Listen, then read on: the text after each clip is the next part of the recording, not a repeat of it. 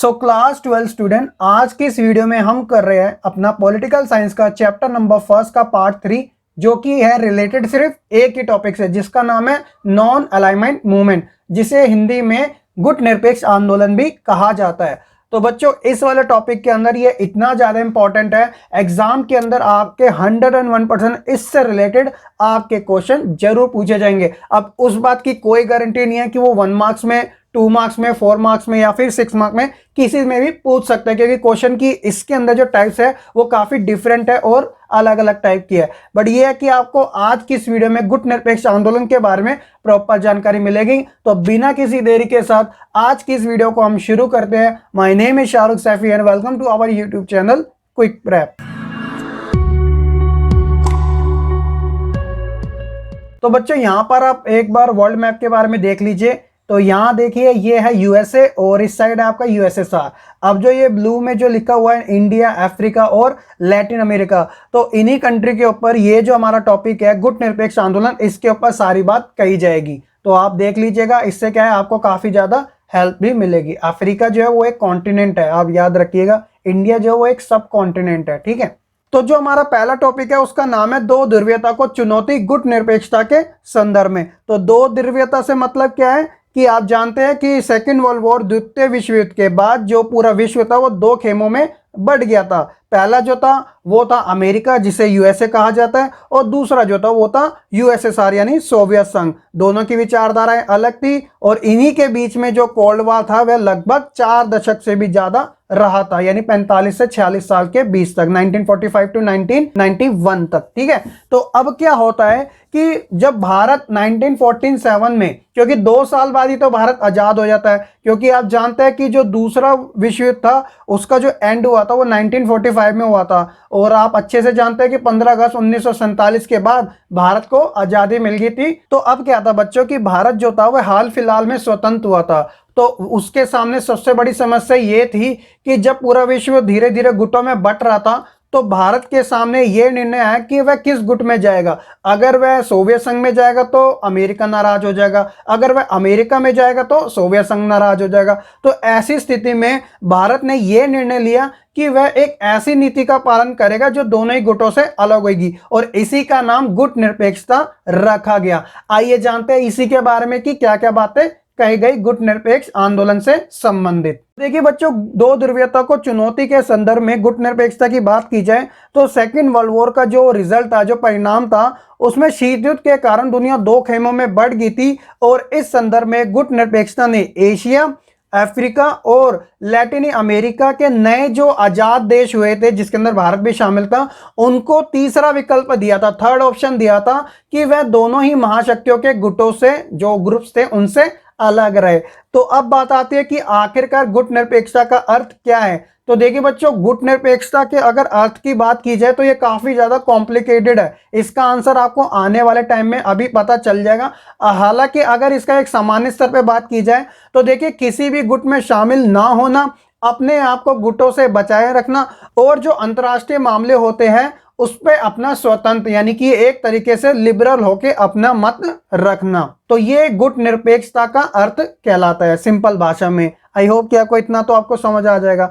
अब देखिए बच्चों, गुट निरपेक्ष आंदोलन की जो नींव थी ना, वह 1955 में बाडुंग सम्मेलन कहाँ हुआ था? ये इंडोनेशिया में जगह है, ठीक है। तो यहां पर हुआ था, इसमें ही इस सम्मेलन की नींव रख दी गई थी। तो इसी सम्मेलन के अंदर, जिसे एशियन अफ्रीकन कॉन्फ्रेंस कहा जाता है, तो इसी टाइम रख दी गई थी कि हम एक ऐसे आंदोलन की शुरुआत करेंगे जो कि इन महाशक्तियों से सेफ रहे। तो इस आंदोलन के जो संस्थापक सदस्य थे, उनके जो नाम थे वो कुछ इस प्रकार से हैं। तो बच्चों, यहां से जितने भी टॉपिक्स आएंगे ना, वो सारे 1 और 2 मार्क्स से रिलेटेड होंगे, और ये इतने ज्यादा इंपॉर्टेंट है, आपको एक भी टॉपिक नहीं छोड़ना है, ठीक है। तो आइए जानते हैं सबसे पहले गुट निरपेक्ष आंदोलन सदस्यों के नाम। तो देखिए, सबसे पहले जो थे वो थे पंडित जवाहरलाल नेहरू, जो कि स्वतंत्र भारत के पहले प्रधानमंत्री भी रह चुके हैं, ठीक है। और इनका जो शासनकाल था वह 1947 से लेकर 1964 के बीच में रहा है, और सबसे लंबा टाइम पीरियड भी प्रधानमंत्री का भारत के अंदर इन्हीं का रहा है। आपको एक जनरल सी बात याद जरूर रखनी है। जो दूसरे थे उनका नाम था जोसेफ ब्रोज टिटो, जो कि यूगोस्लाविया से संबंधित थे। अब यहाँ पर ये बात आती है यूगोस्लाविया के बारे में। देखिए यूगोस्लाविया जो है ना, आज के समय इसका नाम सर्बिया के नाम से जाना जाता है। ये आपको नाम जरूर याद रखना है, ठीक है। अगर एग्जाम में सर्बिया पूछ लिया जाता है तब भी इसका नाम यही है, आप बिल्कुल भी कंफ्यूज मत होना। तीसरे जो थे उनका नाम था गमाल अब्दुल नासिर, जो कि मिस्र से संबंधित थे।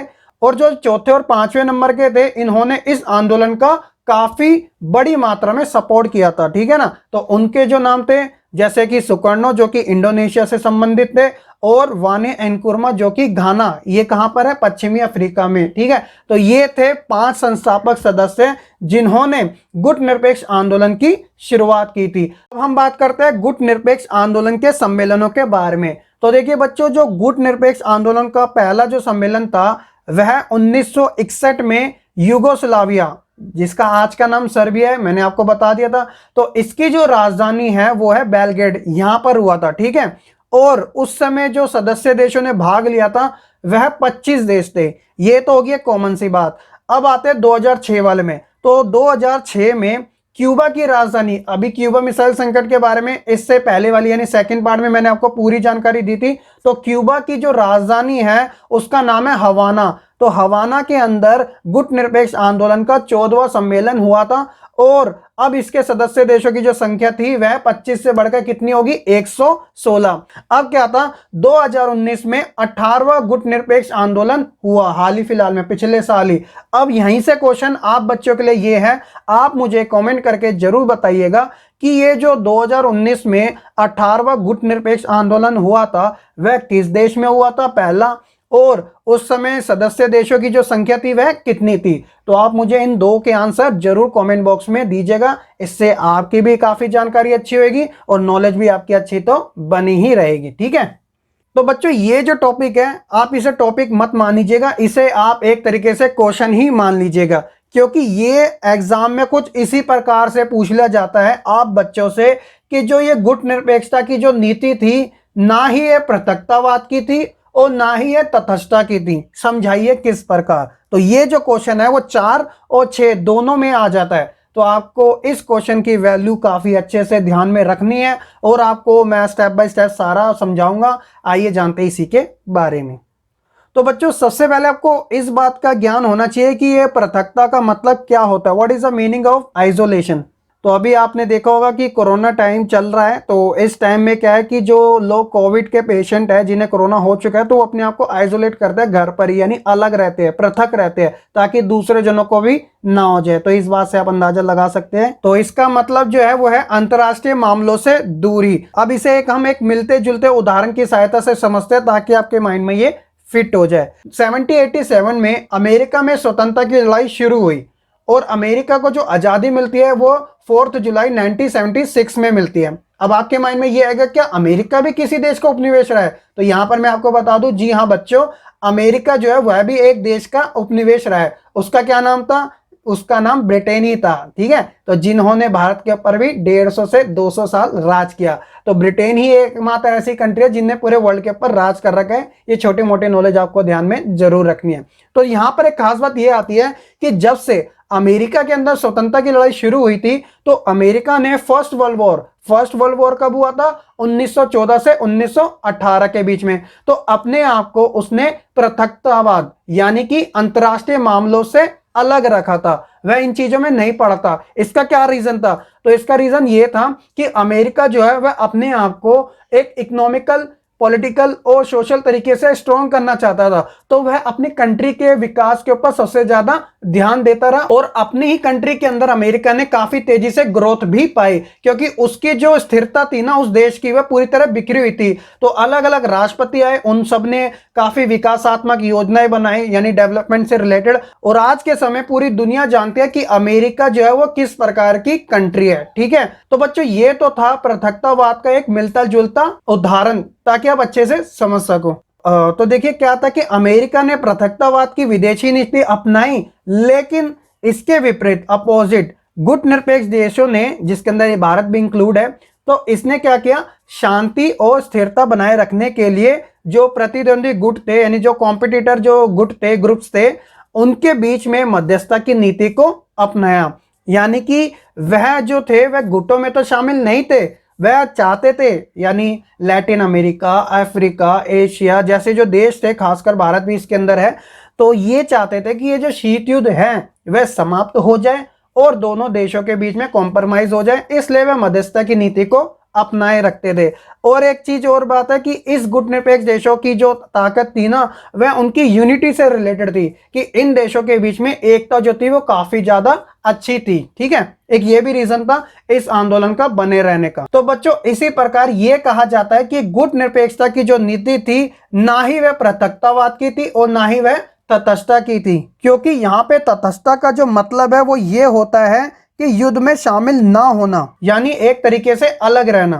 क्योंकि बच्चों क्या था कि ऐसे बहुत से रीजन है, कारण है, जिसमें गुटनिरपेक्ष आंदोलन के जो देश थे ना, तो वह भी युद्ध में शामिल हुए थे और इन देशों ने दूसरे देशों के बीच युद्ध को होने से टालने के लिए काम किया। हो रहे जो युद्ध थे ना, उनके अंत के लिए भी काफी ज्यादा प्रयास किए, यानी कि कोशिशें की।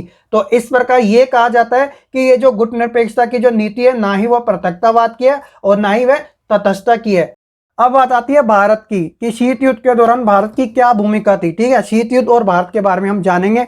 तो देखिए, शीत युद्ध के दौरान भारत की जो भूमिका थी ना, वह दो स्तर पे यानी 2 लेवल्स पे काम कर रही थी। तो एक स्तर पर भारत ने सजग और सचेत रूप से अपने आप को दोनों ही महाशक्तियों की खेमेबंदी से अलग रखा, और दूसरे स्तर पे भारत ने उपनिवेशों के चंगुल से जो देश आजाद हुए थे, जैसे लैटिन अमेरिका, अफ्रीका और एशिया के जो देश थे, नए देश, तो उन देशों के खिलाफ भारत ने पुरजोर विरोध किया, ताकि वह महाशक्तियों के गुटों में शामिल ना हो जाए। भारत की जो नीति थी, ना ही वह नकारात्मक थी और ना ही वह निष्क्रिय थी। तो नेहरू जी के द्वारा यह बयान दिया गया कि गुटनिरपेक्षता जो है वह पलायन की नीति नहीं है, क्योंकि भारत जो था उस समय वह शीत युद्ध के दौरान सक्रिय भूमिका निभा रहा था, और साथ ही दोनों गुटों के बीच में जो मतभेद होते थे उसे कम करने का भी काम करता था, और वह मध्यस्थता और साथ ही संवाद की नीति को कायम रखता था, ताकि इन दो देशों के बीच में जो कोल्ड वॉर चल रहा है उसे शांत कराया जा सके। और इसका एक बेहतरीन उदाहरण ये भी देखने को मिलता है। तो 1950 के दशक में भारत के जो तत्कालीन प्रधानमंत्री थे जवाहरलाल नेहरू, तो इन्होंने उत्तरी और दक्षिणी कोरिया के बीच मध्यस्थता में महत्वपूर्ण भूमिका निभाई थी, और यही कारण माना जाता है भारत का गुटनिरपेक्षता की नीति को लेके, कि किस प्रकार वह शीत युद्ध के दौरान अपनी भूमिका प्रदान कर रही थी। अब बात यह भी आके खड़ी होती है कि गुटनिरपेक्ष आंदोलन से भारत को क्या लाभ हुआ। तो देखिए बच्चों, भारत को लाभ जरूर हुआ। वो क्या था? पहला जो था वो था कि भारत जो है अब अंतर्राष्ट्रीय मामलों पर फैसले लेने लग गया। दूसरा क्या था कि जो भारत था वह स्थिरता की नीति का पालन कर रहा था, क्योंकि वह किसी भी गुट में शामिल नहीं हो रहा था। साथ ही उन देशों को भी इस आंदोलन के अंदर इंक्लूड कर रहा था जो नए नए आजाद हुए थे, खासकर लैटिन अमेरिका, अफ्रीका और एशिया से संबंधित देश। भारत ने अपनी नीति को कुछ इस प्रकार अपना रखा था कि समय अनुसार उसमें वह चेंजेस भी ला रहा था। जैसे अगर उसके ऊपर किसी एक महाशक्ति का दबाव पड़ता तो वह दूसरी महाशक्ति के साथ जुड़ जाता, अगर उसका दूसरी शक्ति के साथ दबाव पड़ता तो वह पहली महाशक्ति के साथ जुड़ जाता। तो इसलिए समय के अनुसार वह परिवर्तन यानी कि चेंजेस वाली पॉलिसी को भी अपना रहा था, और साथ ही अपने आप को भारत ने स्वतंत्र रखा, निष्पक्ष रहा और प्रभुत्वशाली भी दिखा। तो बच्चों, ये थे गुटनिरपेक्ष आंदोलन से हुए भारत को कुछ लाभ। जो लास्ट टॉपिक है वो ये है कि जो भारत की गुटनिरपेक्षता की नीति थी उसकी आलोचना की गई थी। अब वो किस प्रकार से की गई थी, आइए जानते हैं इसी के बारे में कि जो आलोचक थे उन्होंने भारत की इस गुटनिरपेक्षता की नीति की किस प्रकार से आलोचना की। देखिए, वैसे तो भारत की गुटनिरपेक्षता की जो नीति थी वह कई प्रकार से इसकी आलोचना की गई, लेकिन कंटेंट के अकॉर्डिंग आपकी बुक के अंदर सिर्फ 2 ही टॉपिक दे रखे हैं, उसके बारे में हम बात कर लेते हैं ताकि आपको अच्छे से समझ आ जाए। तो पहला क्या है, वो है सिद्धांत विहीन। कहने का मतलब आलोचकों का यह तर्क था कि भारत की जो गुटनिरपेक्षता की नीति है वह सिद्धांत विहीन है। आलोचकों के कहने का मतलब यह था कि भारत जो है वह अपने राष्ट्रीय हितों को साधने के नाम पर अक्सर महत्वपूर्ण अंतर्राष्ट्रीय मामलों पर कोई भी अपना पक्ष नहीं लेता, यानी अपने आप को बचाता है, वह एक तरीके से सेफ साइड रखता है। और आलोचकों ने यह भी कहा है कि भारत के व्यवहार में स्थिरता की कमी है या है ही नहीं, और इसी के साथ कई बार भारत की जो स्थिति है वो विरोधाभास की रही है। यहाँ पर एग्जाम्पल भी दे रखा है, जैसे कि 1971 में, तो ये वही साल था जब बांग्लादेश आजाद हुआ था। कहां से? पूर्वी पाकिस्तान से। तो क्या था कि 1971 में भारत ने सोवियत संघ के साथ मित्रता की संधि पर हस्ताक्षर यानी कि साइन किए थे। और भारत का जो उस समय रवैया जो था वह सोवियत संघ की तरफ एक तरफा था। सबको ये लग रहा था कि भारत एक तरीके से सोवियत संघ का पूरा पूरा साथ दे रहा है, लेकिन भारत ने अपना पक्ष कुछ इस प्रकार से रखा कि जब बांग्लादेश संकट हुआ था तब भारत को राजनीतिक और सैनिक सहायता की जरूरत थी, तो इसलिए उसने सोवियत संघ का साथ लिया। तो ये भारत की तरफ से पक्ष रखा गया था। ठीक है, तो बच्चों आई होप कि आपको ये अच्छे से समझ आ चुका होगा। अगर आप 1971 के वॉर के बारे में पढ़ोगे तो आपको ये जो डॉक्यूमेंट्री है काफी ज्यादा इंटरेस्टिंग लगेगी, आपको गूगल और यूट्यूब पे मिल जाएगा। तो बच्चों ये था आपका गुट निरपेक्षता आंदोलन के बारे में A to Z जानकारी। आई होप कि आपको ये काफी अच्छे तरीके से समझ भी आ चुकी होगी। कुछ क्वेश्चन भी मैंने आपसे आस्क किए हैं, आप कमेंट करके जरूर बताइएगा उनके आंसर। और साथ ही अगर आपको ये वीडियो पसंद आई हो तो आप वीडियो को लाइक जरूर कीजिएगा, क्योंकि आपके लाइक करने से, कमेंट करने से हमें एक मोटिवेशन मिलता है ताकि हम आपके लिए ऐसी ही वीडियो बनाते रहें। अगर आप चैनल पे नए हैं तो सब्सक्राइब जरूर कीजिएगा और साथ ही बेल आइकन दबाना ना भूलिएगा ताकि आपको आने वाली हर एक लेटेस्ट वीडियो की अपडेट मिलती रहे। और एक खास बात, अगर आप बच्चों ने अभी तक हमारा टेलीग्राम ग्रुप नहीं ज्वाइन किया तो आप बच्चों से यही रिक्वेस्ट है कि आप हमारे टेलीग्राम ग्रुप को जरूर ज्वाइन कीजिएगा। लिंक आपको डिस्क्रिप्शन में मिल जाएगा, क्योंकि वहां पर आप बच्चों के लिए हम PDF नोट्स, MCQ टेस्ट और साथ ही स्कूल से जुड़ी जो आपकी इंफॉर्मेशन होती है वो हम आपको प्रोवाइड कराते हैं। अगर आपके माइंड में कोई कंफ्यूजन है, कोई क्वेरी है, तो आप हमसे वहां पर पूछ भी सकते हैं, जहां पर हम आपको इमीडिएटली रिप्लाई भी जरूर करते हैं। तो चलिए बच्चों, आज की इस वीडियो में इतना ही। मैं मिलूंगा आपको इस लेसन के लास्ट पार्ट के साथ, जो कि काफी शॉर्ट होगा। तब तक के लिए आप बच्चे खुश रहिए, पढ़ते रहिए और ऐसे ही आगे बढ़ते रहिए।